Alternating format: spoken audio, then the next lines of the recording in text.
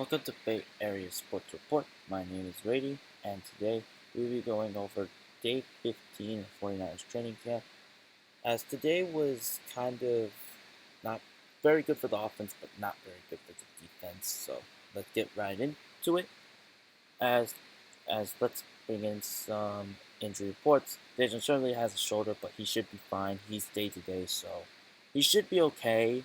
So that's at least something good. Briscoe Sarek as he's doing some drills for the 49ers. I love those drills usually. So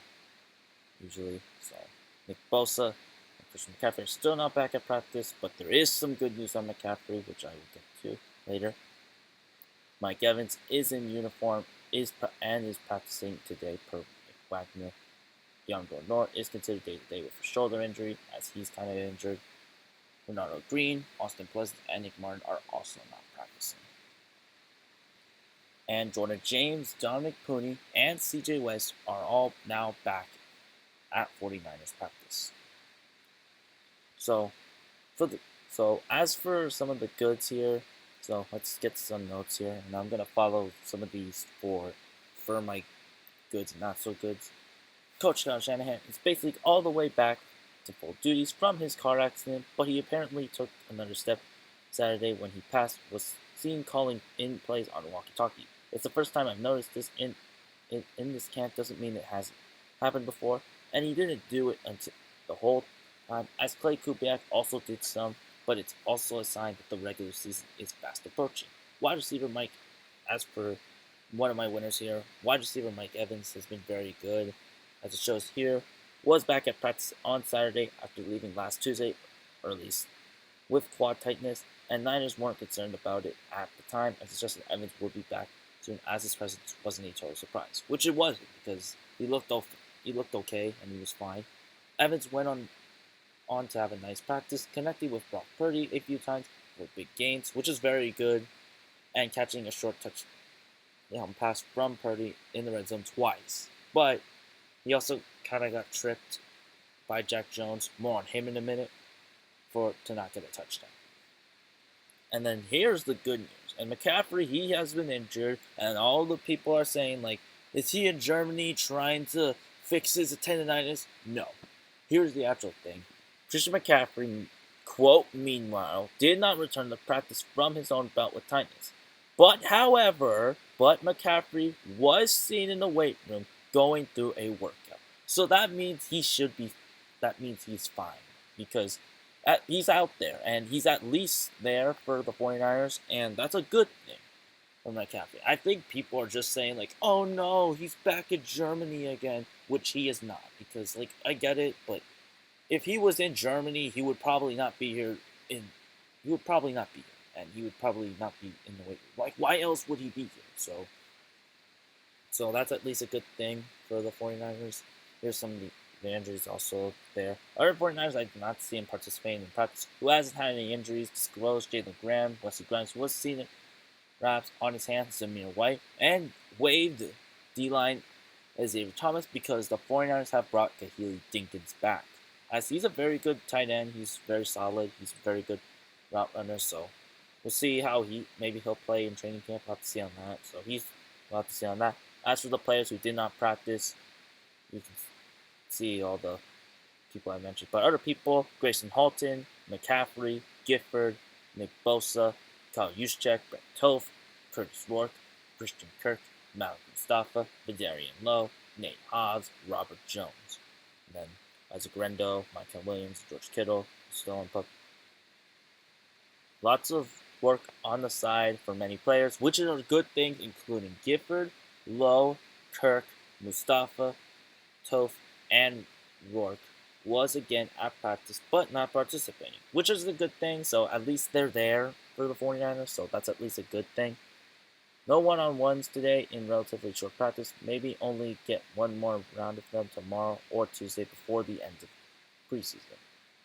So, as for the winners for these ones, Jordan James and Caleb Black were very good. As Caleb Black was very decisive, he's a very aggressive runner, he has very good vision, he can pass block.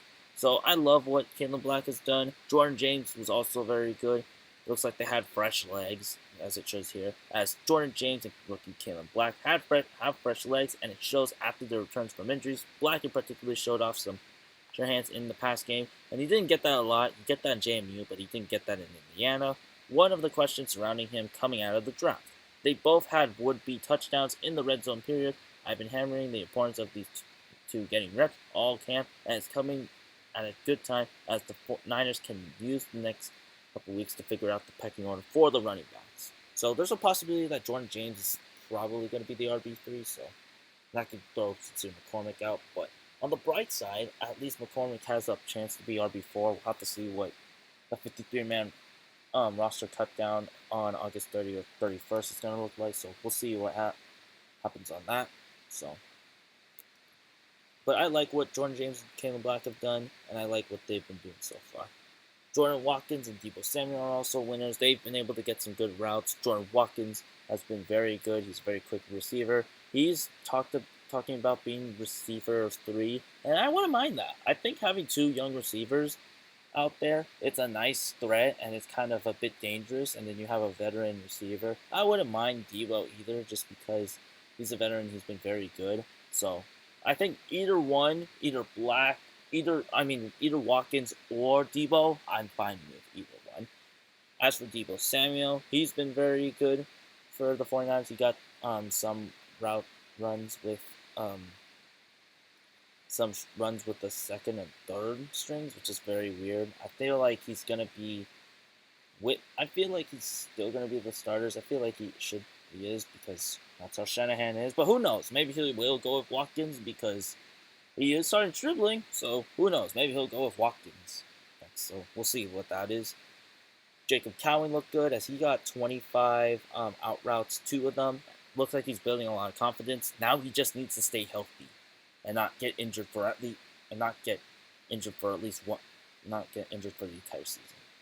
Jake Tonjes also did good. He was able to get open against safeties, including Stiegel, Dre Greenlaw, and Jane Duggar, who are linebackers. So it looks like it's going to be a good mismatcher for linebackers and safety, so it's going to be nice to have that. So that's the reason why I kind of want Kittle to sit out.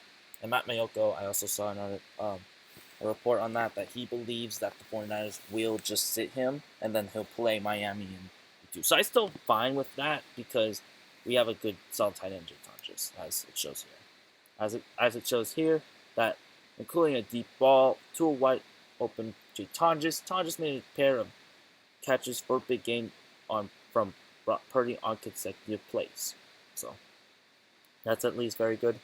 James Thompson Jr. was also very good. He got some pressure, able to handle the double teams, was able to get run stuffs, and he has a chance to possibly be on the roster and maybe start 2, which is actually a bit surprising, which I don't mind. I think it could be very nice, and he's a very tall defensive tackle, so I wouldn't mind that for the 49ers.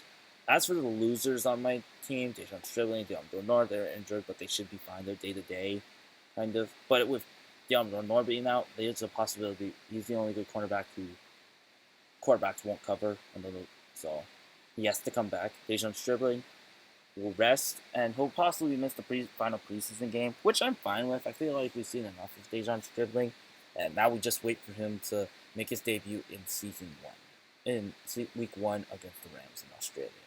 Ronald Green was also injured, so we'll have to see on how if he'll come back healthy, because I don't want to talk about the next player who's also a loser, who has the protection to be a starter. So hopefully he comes back, but he's injured with a hamstring, so we'll have to see on that issue. Jack Jones is the next one, as he gave up a lot of catches to Mike Evans, but he tripped Mike Evans, which technically I don't think he can do that all the time. So but if Jack Jones did start today against the Rams in week 1, he would probably get benched by halftime.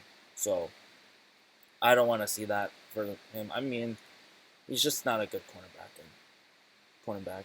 There's a reason why a lot of people released him.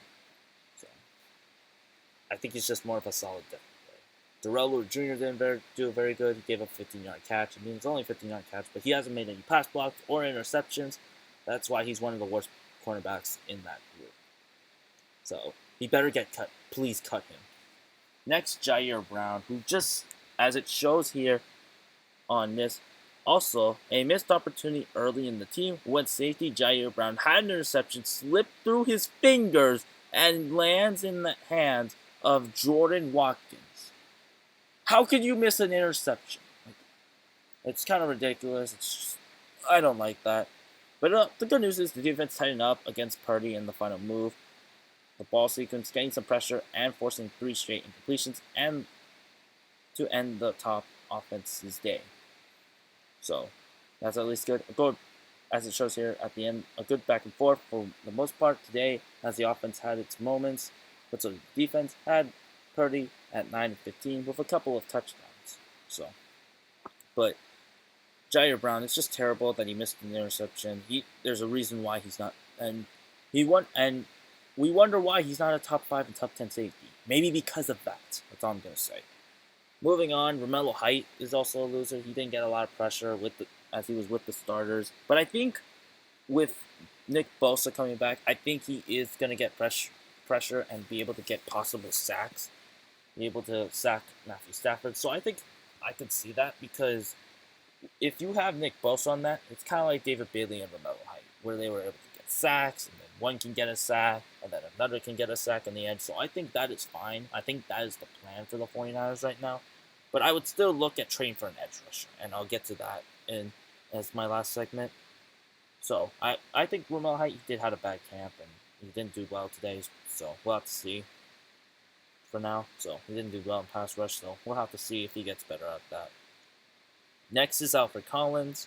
He didn't do very well. Didn't get any run stuffs. Didn't do very good at pass rushing. And there's a possibility he could get traded, which I'll get to in just a sec. So I could see that happening for the 49ers. Defense in general, looks like Raheem Morris is working through 5-man fronts, 4-man fronts, nickel defense with 5-man fronts. So it looks like he's experimenting a lot. But I say do that in the games and then observe the playbook of the preseason games and then see what works and what doesn't. And then see how you can add that to pressure. I still need pressure and sacks because that's what you need, especially with the secondary, and that was the reason why, because pass rush wasn't good. Sacks was the last for us, so that's why I want to see for the Raiders game in preseason. So quarterbacks also did not have a very good day, as Purdy also overthrew. He did have some good days, but as it shows here, defense tightened up against Purdy in the final moves of the ball sequence, getting some pressure and forcing 3 incompletions, along with incompletions over the receivers' heads.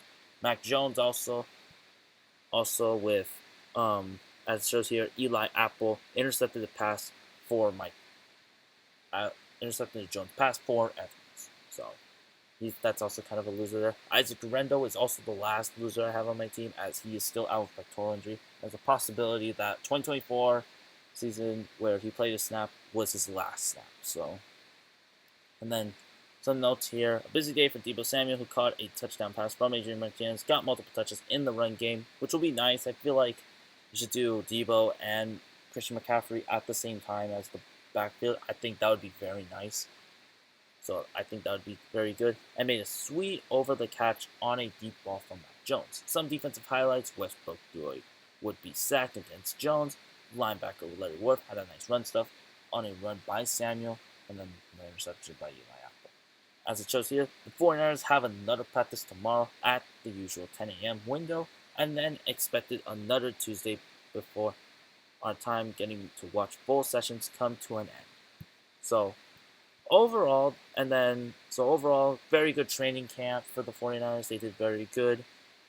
The defense needs work. Hopefully they can fix that by the next 2 training camps. Hopefully Raheem Morris fixes that, and hopefully he's listening to fixing the defense. I would suggest for you to get pressure and then go through the tape on what works for the team. That's what I would suggest for you if you need to get sacks. So, and if you need help on defense, that's what I would suggest if you're listening to this, Raheem. So, and then as for the trade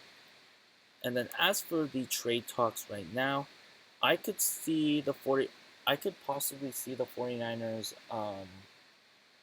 maybe trading Alfred Collins is one. There's also Nick Martin, who's another one.